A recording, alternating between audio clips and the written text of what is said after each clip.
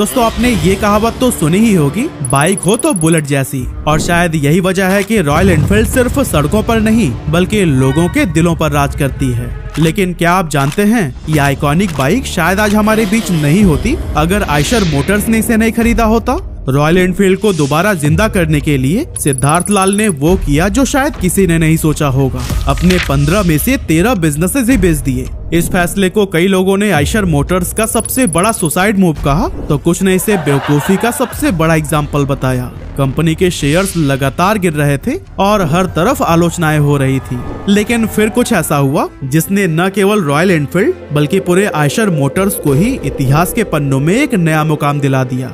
आज आयशर मोटर्स सिर्फ एक कंपनी नहीं है बल्कि यह भारत की बैकबोन बन चुकी है। इस कंपनी ने लाखों गरीब किसानों को खेती करने का सही तरीका सिखाया, छोटे व्यापारियों को स्मॉल और मीडियम साइज ट्रक्स दिए और इनकी बसें और हैवी ड्यूटी ट्रक्स को तो हम अपनी डेली लाइफ में रोड पर गुजरते हुए देखते ही हैं। तो चलिए आज के इस वीडियो में हम जानते हैं कि कैसे आयशर मोटर्स ने तुरंत आजाद हुए भारत को अपने पैरों पर खड़ा करने में इम्पोर्टेंट रोल प्ले किया। तो दोस्तों इस कहानी की शुरुआत होती है उस समय से जब हमारा भारत 200 साल की गुलामी से आजाद हुआ था। उस टाइम हमारी इकोनॉमी पूरी तरह से एग्रीकल्चर पर डिपेंडेंट थी। किसान पुराने मैनुअल तरीकों से खेती करते थे क्योंकि इंडिया में उस टाइम पर एग्रीकल्चरल मशीनरीज की भारी कमी थी, जिससे कि उनका काम बहुत टफ हो जाता था और प्रोडक्शन भी काफी लिमिटेड ही रह जाती थी। अब इसी प्रॉब्लम को ही सॉल्व करने के लिए एक इंडियन बिजनेसमैन मनमोहन लाल ने 1948 में गुड अर्थ नाम की कंपनी शुरू की, जिसका काम जर्मनी और अमेरिका से ट्रैक्टर्स को इंपोर्ट करके उन्हें अपने देश में बेचना था ताकि खेती में लगने वाली मेहनत को कम किया जा सके। वैसे तो ये आइडिया काफी सॉलिड था और एग्रीकल्चरल कंट्री होने की वजह से बहुत जरूरी भी, लेकिन प्रॉब्लम ये थी कि इंडिया उस टाइम अपनी इकोनॉमी को स्टेबलाइज करने की कोशिश कर रहा था। फार्मर्स की इनकम इतनी लो थी कि महंगे इंपोर्टेड ट्रैक्टर्स खरीदना उनके लिए इम्पॉसिबल था। इसी वजह से 1952 से 1957 के बीच गुड अर्थ कंपनी सिर्फ 1500 ट्रैक्टर्स ही सेल कर पाई। अब सोचने वाली बात यह है कि 4 साल में सिर्फ 1500 ट्रैक्टर्स। अब आज के हिसाब से ये नंबर काफी कम लगता है ना, बट उस टाइम के चैलेंजेस को देखते हुए ये भी एक बड़ा माइलस्टोन था। लेकिन दोस्तों हम तो आयशर कंपनी की बात कर रहे हैं ना, तो फिर वो कहाँ है? असल में हमें टाइम में थोड़ा पीछे चलना पड़ेगा, क्योंकि भले ही आयशर मोटर्स आज एक इंडियन कंपनी के तौर पर जानी जाती है, लेकिन इसकी शुरुआत जर्मनी में रहने वाले 2 गरीब भाइयों ने की थी, जोसेफ आयशर और अल्बर्ट आयशर। अब आप लोग स्टोरी में कंफ्यूज मत होइएगा, क्योंकि आगे चलते चलते सब कुछ कनेक्ट होने वाला है। असल में 1930s में जर्मनी के एक छोटे से गांव फॉरेस्टर्न में रहने वाले 2 भाई बचपन से ही अपने पापा को एक लोहार का काम करते हुए देख रहे थे। खास करके वो खेती के औजारों को बनाने और रिपेयर करने का काम करते थे। अब जोसेफ और अल्बर्ट का जो गांव था ना, वहाँ की मिट्टी काफी उपजाऊ थी, इसी वजह से वहाँ के ज्यादातर लोग एग्रीकल्चर पर ही डिपेंडेंट थे। लेकिन जो प्रॉब्लम इंडिया आजादी के बाद फेस कर रहा था, वही सेम प्रॉब्लम जर्मनी में लोग 20 साल पहले ही फेस कर रहे थे। मतलब कि उस समय ट्रेडिशनल मेथड्स जैसे बैल और घोड़ों का इस्तेमाल करके ही खेतों की जुताई की जाती थी। ऐसे में जब आयशर ब्रदर्स ने किसानों को दिन रात खेतों में खून पसीना बहाते हुए देखा, तो उन्हें ख्याल आया कि अगर खेती में हल चलाने और बाकी कामों के लिए कोई ऐसी मशीन बनाई जाए जो बैल या घोड़ों से ज्यादा तेज और ताकतवर हो, तो ये किसानों की जिंदगी बदल सकती है। और फिर अपने इसी सोच को लेकर उन्होंने पुराने टूल्स और मशीनरीज के साथ में एक्सपेरिमेंट करना शुरू कर दिया। और फिर इस तरह से 1936 में दोनों भाइयों ने एक ऐसा ट्रैक्टर मार्केट में उतारा जो कि छोटे किसानों के लिए काफी किफायती था, क्योंकि ये न सिर्फ कम फ्यूल में चलता था बल्कि इसे ड्राइव करना भी काफी आसान था। अब वैसे तो इसके बाद भी बहुत सारे इवेंट्स हुए, लेकिन आप बस यह जान लीजिए कि 1936 में शुरू हुई इस कंपनी ने बहुत जल्द जर्मनी से निकलकर ग्लोबल मार्केट में भी अपनी पहचान बना ली। अब एक तरफ तो आयशर के ट्रैक्टर्स तेजी से दुनिया में अपना मार्केट शेयर बढ़ाते जा रहे थे, वहीं दूसरी तरफ इंडिया को एक सस्ते और एफिशिएंट ट्रैक्टर की तलाश थी जो कि हमारे बजट में फिट हो सके। और फिर इसी दौरान आयशर ब्रदर्स ने इंडियन मार्केट में एंटर करने का सोचा, लेकिन प्रॉब्लम यह थी कि उस टाइम सरकार ने बहुत ही सख्त इंडस्ट्रियल पॉलिसीज बना रखी थी, जिसके तहत कोई भी फॉरेन कंपनी सिर्फ तभी इंडियन मार्केट में कदम रख सकती थी जब वो किसी इंडियन कंपनी के साथ में पार्टनरशिप करे। यही वजह थी कि आयशर ब्रदर्स भी एक ऐसी इंडियन कंपनी की तलाश कर रही थी जिसे इस सेक्टर का एक्सपीरियंस हो और जो इंडियन मार्केट और कस्टमर बिहेवियर को अच्छी तरह से समझती हो। और फिर आखिरकार उनकी ये तलाश गुड अर्थ कंपनी पर जाकर रुकी। साल 1958 में आयशर और गुड अर्थ कंपनी ने मिलकर Eicher tractor corporation of India limited नाम से एक ज्वाइंट वेंचर की शुरुआत की। एक्चुअली यह पार्टनरशिप इसलिए किया गया था ताकि भारत में पहली बार ट्रैक्टर का प्रोडक्शन शुरू किया जा सके। यानी कि अब गुड अर्थ कंपनी का काम सिर्फ ट्रैक्टर्स को इंपोर्ट करना नहीं था, बल्कि उन्हें भारत में मैन्युफैक्चर करना भी था। इसके लिए फरीदाबाद में एक बड़ी फैक्ट्री एस्टेब्लिश की गई, जो कि जल्द ही भारत के पहले ट्रैक्टर मैन्युफैक्चरर के तौर पर पहचानी जाने लगी। और फिर वो ऐतिहासिक पल आया साल 1959 में, जब फरीदाबाद की उसी फैक्ट्री से भारत का पहला स्वदेशी ट्रैक्टर लॉन्च किया गया, जिसका नाम था स्वराज। पहली बार भारतीय किसानों को एक ऐसा ट्रैक्टर मिला जो अफोर्डेबल, रिलायबल और उनकी जरूरतों के हिसाब से डिजाइन किया गया था। और फिर इसकी डिमांड इतनी तेजी से बढ़ी कि ये ट्रैक्टर पूरे भारत में पॉपुलर हो गए। इस सक्सेस के साथ ही कंपनी ने अपना नाम बदलकर Eicher tractor corporation of India limited से आयशर ट्रैक्टर्स इंडिया लिमिटेड कर दिया। लेकिन दोस्तों 1960s के एंड तक इंडियन ट्रैक्टर मार्केट में कंपटीशन ने जोर पकड़ लिया। महिंद्रा और स्कॉट जैसी बड़ी कंपनियों की एंट्री ने आयशर के लिए चुनौतियां खड़ा कर दी। सेल्स में लगातार गिरावट आने लगी और कंपनी के लिए सर्वाइवल तक मुश्किल हो गया। लेकिन यहीं पर मनमोहन लाल ने एक गेम चेंजिंग फैसला लिया। उन्होंने समझा कि सिर्फ प्रोडक्ट बेचना ही काफी नहीं होगा। अगर आयशर को मार्केट में अपनी पकड़ बनाए रखनी है तो उन्हें अपनी कोर ऑडियंस यानी कि किसानों के साथ में एक पर्सनल कनेक्शन भी बनाना होगा। लेकिन ये कनेक्शन बनेगा कैसे? तो फिर इसके लिए उन्होंने अपने सर्विस नेटवर्क्स को बढ़ाना शुरू कर दिया। साथ ही उन्होंने किसानों को ट्रेनिंग देना स्टार्ट किया कि कैसे वो खुद अपने खराब ट्रैक्टर्स की मरम्मत और देखभाल कर सकते हैं। यही पर्सनल कनेक्शन ही आयशर के लिए गेम चेंजर साबित हुआ और फिर इसी स्ट्रैटेजी ने ही आयशर को कंपटीशन में मजबूती से खड़ा रखा और इंडियन ट्रैक्टर इंडस्ट्री में अपनी अलग पहचान बनाने में मदद की। इसके बाद आया साल 1966, जब मनमोहन लाल के बेटे विक्रम लाल ने कंपनी के ऑपरेशंस को संभाला।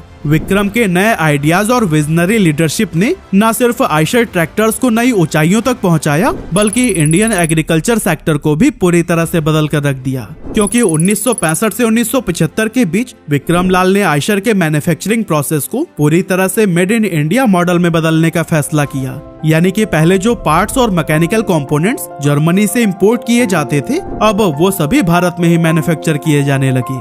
इससे प्रोडक्शन कॉस्ट काफी कम हो गई और पहले जहां ट्रैक्टर्स महंगे हुआ करते थे, अब वो सस्ते दामों पर मिलने लगे थे, जिसके चलते अब छोटे किसान भी इन्हें आसानी से खरीद सकते थे। इस बदलाव का फायदा ये हुआ कि खेती में मैकेनाइजेशन यानी मशीनीकरण का दौर शुरू होने लगा। किसानों की प्रोडक्टिविटी बढ़ गई, जिससे इंडियन एग्रीकल्चर सेक्टर में बहुत बड़ा बदलाव देखने को मिला।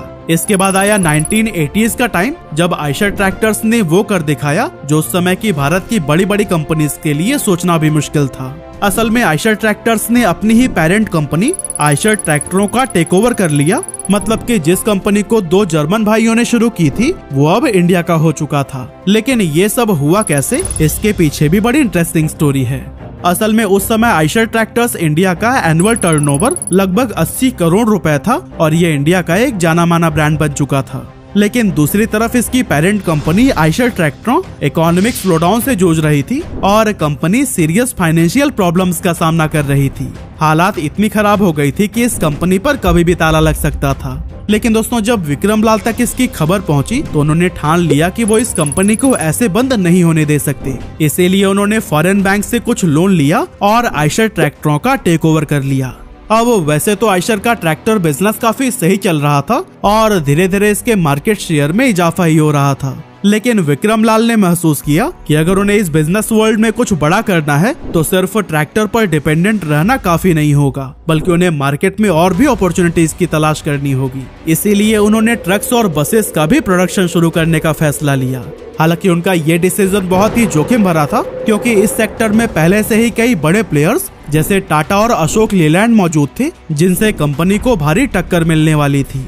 लेकिन इन्हीं से ही मुकाबला करने के लिए आयशर ने जापान की पॉपुलर ऑटोमोबाइल मैन्युफैक्चरर मित्सुबिशी के साथ में 1982 में एक ज्वाइंट वेंचर की शुरुआत की, ताकि वो इंडियन मार्केट में लाइट कॉमर्शियल व्हीकल्स का प्रोडक्शन कर सके। 1982 में शुरू हुई इस ज्वाइंट वेंचर में मित्सुबिशी ने एडवांस जापानीज टेक्नोलॉजी और डिजाइन एक्सपर्टाइज दी, जबकि आयशर ने इंडियन मार्केट की गहरी समझ और अपनी मैन्युफैक्चरिंग कैपेबिलिटीज का इस्तेमाल किया।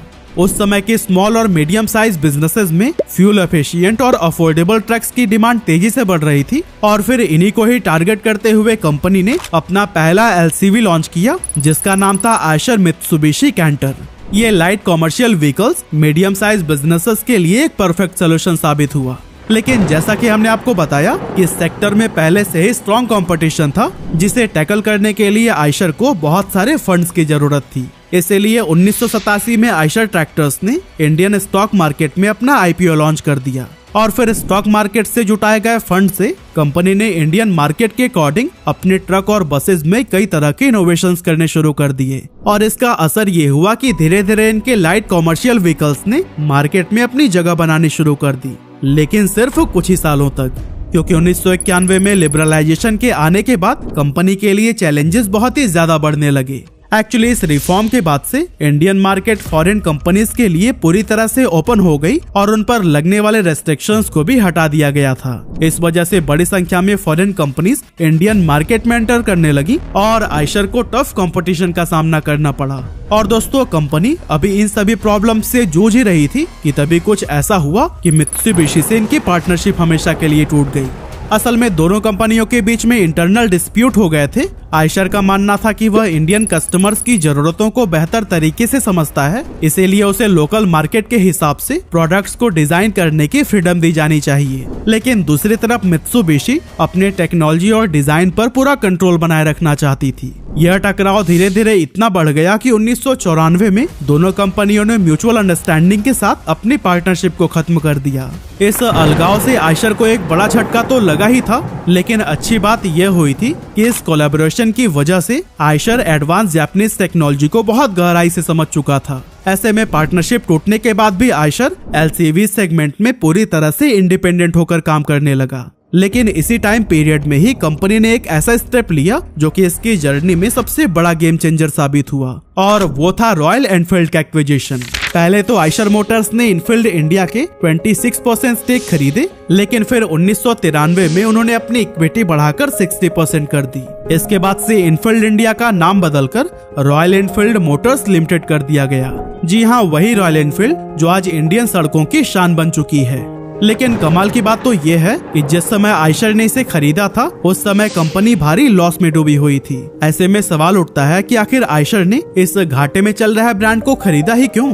असल में रॉयल एनफील्ड का इतिहास ही कुछ ऐसा था ना कि लोग इसे दिल से पसंद करते थे। यह वही कंपनी थी जिसकी बाइक्स वर्ल्ड वॉर 1 और 2 के टाइम पर ब्रिटिश सैनिकों की फेवरेट हुआ करती थी। भारत में भी 1954 में इंडियन गवर्नमेंट ने इनफील्ड इंडिया को 800 बाइक्स का ऑर्डर दिया था, जिसकी वजह से जल्द ही ये बाइक इंडियन पुलिस और सेना की पहली पसंद बन गई और इसे अब इंडिया के लोग पावर सिंबल के रूप में देखने लगे। लेकिन धीरे धीरे जब रेट्रो बाइक्स का ट्रेंड खत्म हुआ तो ये कंपनी बहुत बड़े लॉस में चली गई। पर दोस्तों तब भी आयशर मोटर्स को लग रहा था कि वह इस ब्रांड को दोबारा प्रॉफिटेबल बना सकते हैं, इसीलिए उन्होंने इस डील को फाइनल कर लिया। लेकिन दोस्तों काफी कोशिशों के बाद भी वो इस कंपनी को प्रॉफिटेबल नहीं बना सके और ये आयशर मोटर्स के लिए गले की हड्डी बन गई। धीरे धीरे इनके बाइक्स की सेल्स ड्रॉप होने लगी, क्योंकि जहां इनकी कैपेसिटी हर महीने 6000 बाइक्स बनाने की थी वो सिर्फ 2000 ही बेच पा रहे थे और ऊपर से बाइक्स में बहुत सारे इश्यूज भी आ रहे थे जो कि आयशर के रेपुटेशन को इम्पैक्ट कर रहे थे। ऐसे में साल 2000 में कंपनी के चेयरमैन विक्रम लाल और सीनियर एग्जीक्यूटिव्स ने मिलकर फैसला किया कि अब उन्हें रॉयल एनफील्ड को बंद कर देना चाहिए।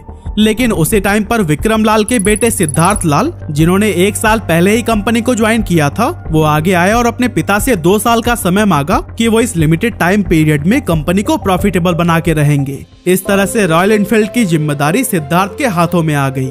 उन्होंने खुद 1 महीने तक इस ब्रांड की बाइक्स को चलाया और इसकी खूबियां और खामियां पहचानी और फिर अपनी रिसर्च के आधार पर उन्होंने देश के यूथ को टारगेट करने के लिए बाइक्स में ढेर सारे बदलाव किए और फिर महज 2 सालों के अंदर ही रॉयल एनफील्ड की बाइक्स नए रंग रूप में फिर से शोरूम्स के अंदर दिखाई देने लगी और अब इसकी सेल्स में भी जबरदस्त उछाल देखने को मिल रहा था। इसके बाद आया साल 2006 जब सिद्धार्थ को आयशर मोटर्स का सीईओ और एमडी बना दिया गया, लेकिन इसके बाद भी उनका ज्यादा रुझान रॉयल एनफील्ड की तरफ ही रहा और इसे प्रॉफिटेबल बनाने के लिए इन्होंने कई सारे ऐसे फैसले लिए जो कि बहुत ही ज्यादा विवादित थे, क्योंकि सिद्धार्थ ने आयशर के 15 बिजनेसेस में से 13 को बेच दिया। असल में आयशर ग्रुप उस टाइम पर Eicher school of design, Eicher good earth furniture, Eicher cars, Eicher garment, Eicher finance और आयशर ट्रांसपोर्टेशन जैसे कुल 15 बिजनेसेस में डील कर रहा था। यहाँ तक कि इन बेचे गए 13 बिजनेसेस में आयशर का ट्रैक्टर बिजनेस भी था, जिससे कंपनी की नींव पड़ी थी। एक्चुअली सिद्धार्थ का कहना था कि ब्रांड्स कंपनी के लिए गहने के जैसा होता है जिसे कि कोई भी नहीं बेचना चाहता, लेकिन बहुत सारे कई छोटे छोटे और लॉस मेकिंग बिजनेसेस को रन करने से अच्छा है कि कुछ चुनिंदा प्रॉमिसिंग बिजनेसेस पर फोकस किया जाए। अब सिद्धार्थ के इन 2 प्रॉमिसिंग बिजनेसेस में एक तो था ऑब्वियसली रॉयल इनफील्ड और दूसरा था आयशर मोटर्स का ऑटोमोटिव डिवीजन, जो कि बस और ट्रक्स का प्रोडक्शन करता था। साल 2008 में आयशर मोटर्स ने वॉल्वो के साथ में एक ज्वाइंट वेंचर कर लिया ताकि वो अपने व्हीकल्स की क्वालिटी और परफॉर्मेंस में सुधार ला सके, और इस ज्वाइंट वेंचर से वीई कॉमर्शियल व्हीकल्स लिमिटेड यानी कि VECV की शुरुआत हुई, जो आज न सिर्फ इंडियन मार्केट में अपने प्रेजेंस को मजबूत कर चुका है बल्कि इंटरनेशनल मार्केट में भी अपने परचम लहरा रहा है। इसके अलावा सिद्धार्थ ने भी रॉयल इनफील्ड को ग्रो करने में अपनी जी जान लगा दी और इसके लिए कई सारे बड़े बड़े स्टेप्स लिए। 2012 में उन्होंने थंडरबर्ड 350 और 500 मॉडल्स लॉन्च किए, जो कि कंपनी की आइकॉनिक मोटरसाइकिल्स बन गए। इनकी सक्सेस ने रॉयल इनफील्ड को एक नई दिशा दी और इसके बाद क्लासिक 350 ने कंपनी की सबसे ज्यादा बिकने वाली बाइक का दर्जा हासिल कर लिया। लेकिन सिद्धार्थ की नजर सिर्फ इंडियन मार्केट तक सीमित नहीं थी, बल्कि उन्होंने इंटरनेशनल एक्सपेंशन के लिए भी कई सारे बड़े बड़े कदम उठाए, और इसका रिजल्ट सामने आया 2015 में, जब रॉयल इनफील्ड ने आयशर मोटर्स के टर्नओवर में 40% का कंट्रीब्यूशन देकर सबको हैरानी में डाल दिया था। अब अगर फाइनेंशियल ईयर 2024 की बात करें तो इस साल रॉयल इनफील्ड ने 9,12,732 बाइक्स बेची, जो कि पिछले साल के मुकाबले 9% ज्यादा है। जबकि वहीं वी कॉमर्शियल व्हीकल्स भी लगभग 34 देशों में अपने व्हीकल्स को सेल कर रहा है। 2017 में आयशर मोटर्स का रेवेन्यू 70 बिलियन रुपीस था, जो कि सिर्फ 7 सालों में ही बढ़कर 165 बिलियन रुपीस तक पहुंच चुका है। सिद्धार्थ लाल और उनकी टीम ने दिखा दिया कि अगर आप एक क्लियर विजन, सही डायरेक्शन और डिटर्मिनेशन के साथ आगे बढ़े तो फिर किसी भी चुनौती को पार किया जा सकता है।